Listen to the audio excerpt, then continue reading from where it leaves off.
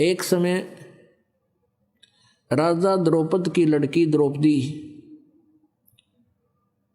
प्रतिदिन गंगा के ऊपर स्नानार्थ जाया करती थी। उसके पिता ने अपनी बेटी के लिए और अपनी रानियों के लिए घाट बना रखे थे नहाने के लिए। गंगा पर पक्के घाट बनवा रखे थे। तो प्रतिदिन द्रौपदी वहाँ स्नान के लिए जाया करती थी। सैकड़ों सहेली उसकी साथ जाती थी, नौकरानियाँ जाती थी। अब परमात्मा को हमारे भविष्य का भी पता है कि इस आत्मा पर आगे के बिजली गिरेगी, उसकी भी व्यवस्था वो पहले ही करवाता है। अब क्या किया परमात्मा ने, सौ छल छिद्र मैं करूं, तो वहाँ एक दिन एक अंधे महात्मा का रूप बना के परमात्मा वहाँ चले गए जहाँ द्रौपदी स्नान करने जाया करती थी। अब द्रौपदी अपनी सहेलियों के साथ वहाँ पहुँची। महात्मा अंधे थे, नहा रहे थे। उनके पास कोई अन्य वस्त्र नहीं था, ओनली एक लंगोट था जो उसने बांध रखा था, और कोई वस्त्र नहीं था। गर्मियों के दिन थे।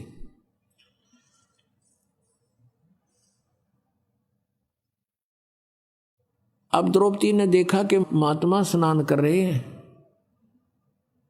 और जनाना जो उनका नहाने का स्थान था उसके डाउन स्ट्रीम में जिधर पानी बहकर जा रहा था वहाँ उससे दूरी पर लगभग 2-3 एकड़ 400-500 फुट की दूरी पर स्नान कर रहे थे।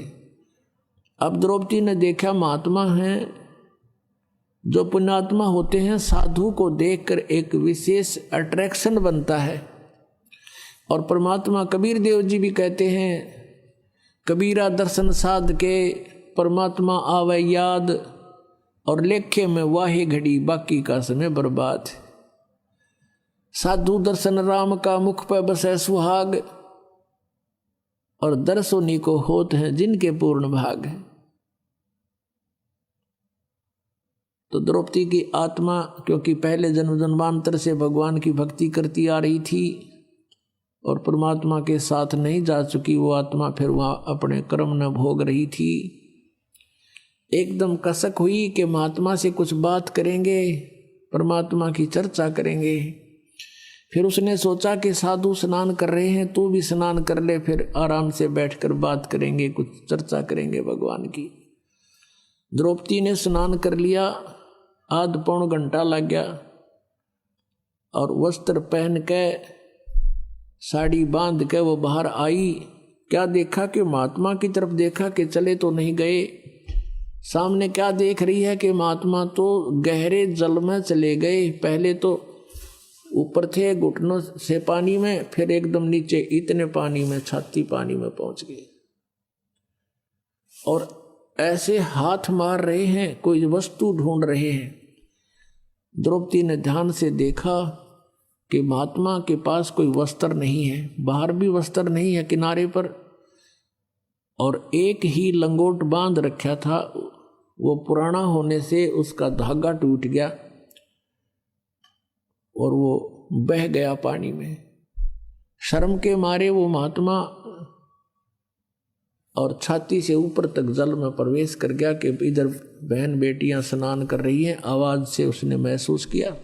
अब उन्होंने आइडिया लगाया द्रौपदी ने कि ये महात्मा अंधा है, इसको दिख नहीं रहा, इसी कारण से इधर गलत स्थान पर आ गया, नहीं तो इधर कोई पुरुष नहीं आता, ये अनजानपने में आ गया। यदि वहां कोई आसपास पुरुष आ जाता तो उसको सजा देते थे। उसको महसूस हुआ कि ये महात्मा आंखों वाला नहीं है, नहीं तो इधर नहीं आता। फिर द्रौपदी ने देखा कि इसके पास वो कोई वस्त्र नहीं है और ये महात्मा शर्म के मारे जल में प्रवेश कर गया है, ये बाहर नहीं आएगा और बेचारा सारा दिन इसमें खड़ा रहेगा, रात्रि के समय हुई ये बाहर आएगा और फिर इसको वस्त्र कहाँ मिलेगा। तो लड़की ने उसी समय अपनी साड़ी में, जो राजा की लड़की कितनी कॉस्टली साड़ी पहनती होगी, विचार कर लीजिए पुण्यात्मा। और इसको कहते हैं कि लूट सको तो लूटियो, राम नाम की लूट पीछे फिर पछताओगे, प्राण जहांगे छूट। अब इसको लूट कहते हैं। भगवान को कैसे लूटना है? अब द्रौपदी ने अपनी साड़ी पाड़ के और जल में बहा दी कि महात्मा का हाथ लग जाएगी और ये इसको कौपीन बना के बाहर निकल जाएगा। वो हाथ नहीं लगी, उसको दिखाई दे नहीं था, वो दूर से खिसक गई। लड़की ने दूसरी साड़ी पाड़ी और फिर बहा दी, वो भी उसके लीर हाथ नहीं लगी। लीर माने एक टुकड़ा। दूसरी फिर पाड़ा वो एक लीर सी और वो बहा दी, वो भी हाथ नहीं लगी। 7-8 कौपीन, कम से कम 8-9 इंच की पाड़े थी। और ये 2 गेट देख लो कितने हो गए, लगभग 1.5 फुट हो जाता। 7-8 में तो आधे से ज्यादा साड़ी गई। फिर उसने सोचा कि महात्मा है, पिता के समान है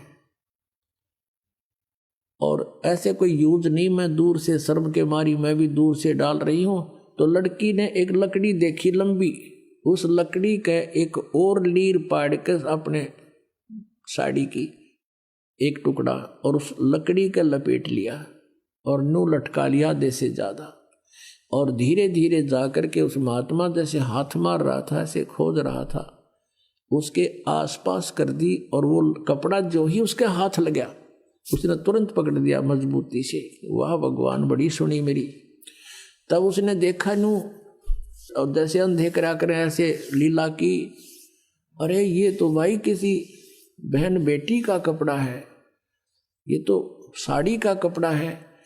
कहने लगा, बेटी आज तने मेरी इज्जत रखी है, मेरा पर्दा रखा है, भगवान तेरी इज्जत रखेगा और तने गणाए दे। अब कहते हैं 7 वचन पलटे नीचे पलट जा ब्रह्मांड, और वो तो भगवान आ रहे थे 7 रूप में। अब पुण्यात्मा देते को हर देत है, जहां तहां से आन, ना दिया फिर मांगते फिरियो, परमात्मा सुने नहीं कान। अब आपके भाग में नहीं, सर प्रारब्ध में नहीं है कोई वस्तु। अब आपसे वो द्रौपदी अवाली रिहर्सल कराई जा रही है, ये आपसे दान करवाया जा रहा है, आपको प्रेरित किया जा रहा है। और आने वाली कुछ आपदाएं आपकी ऐसे ही टलेंगी।